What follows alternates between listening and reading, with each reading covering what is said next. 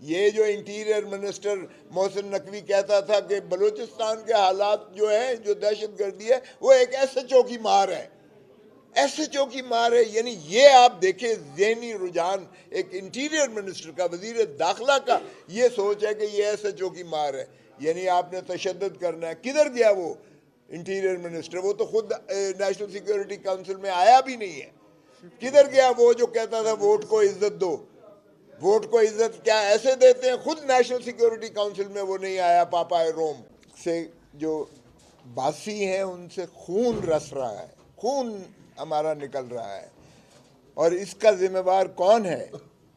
اس کی کسی نے ڈائیگنوز کیا ہے؟ ہمارا 1971 میں ملک دو لخت ہوا، ہم نے کسی کو مورد الزام نہ ٹھہرایا. اب پھر ہمارے ساتھ جو کچھ ہو رہا ہے بلوچستان میں، جو کچھ ہو رہا ہے، جو کچھ خیبر پختونخوا میں ہو رہا ہے، جس طریقے سے ہمارے بے گناہ فوجیوں کو، بے گناہ جو ہے پولیس والوں کو، اور بے گناہ ہمارے سیاسی کارکنان کو جس طرح سے شہید کیا جا رہا ہے، جس طرح سے قتل و غارت گری ہے، اور اس کی بنیادی وجہ یہ ہے کہ یہ کمپلیٹ انٹیلیجنس فیلیور ہے.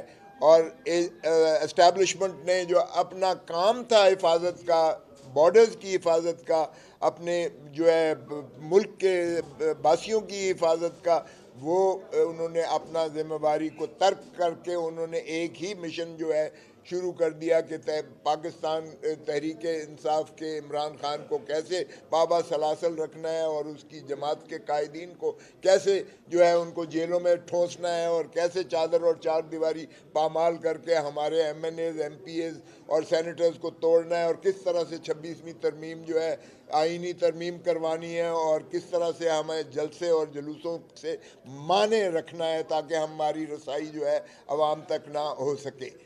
پارلیمان میں جب تک آج سال سے زیادہ، 1.25 سال ہو چکا ہے، آپ نے دیکھا من پسند بلڈوز کیا جا رہا ہے.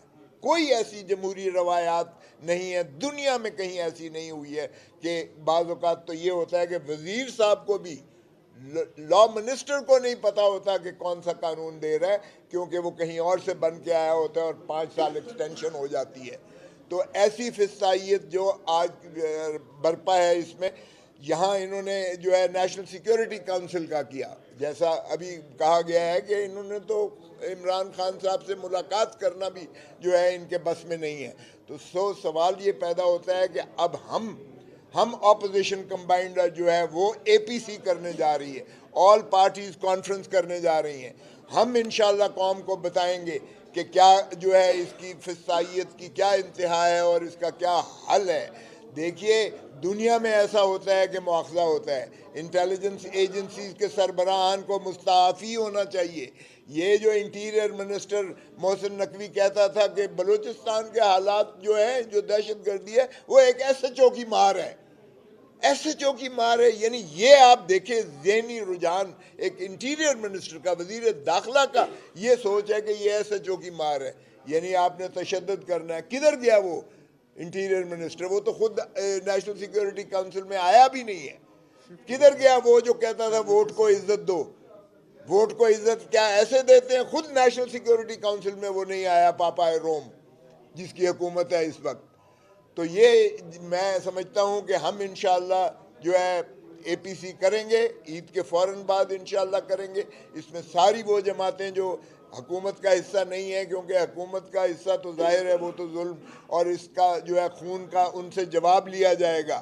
یہ جو ہمارے بے گناہ فوجی جو بیچارے چھٹیوں پر جا رہے تھے، جن کو شہید کیا گیا ہے ایکسپریس میں، ٹرین میں جن کو اغوا، ٹرین سمیت اغوا کیا گیا ہے، اس کا بھی خون انہی کے ذمہ ہے.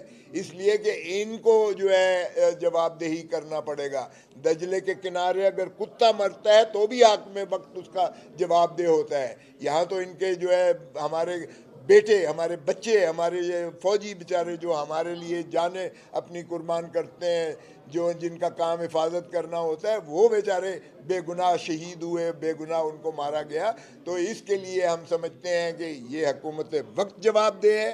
یہ ایجنسیز کا فیلیور ہے کمپلیٹ، یا کلوسیونس ہے جو بھی ہے. انٹیریئر منسٹر کو مستعفی ہونا چاہیے، ڈیفنس منسٹر کو مستعفی ہونا چاہیے فی الفور، اور ان کو جو ہے ان کے سبکدوش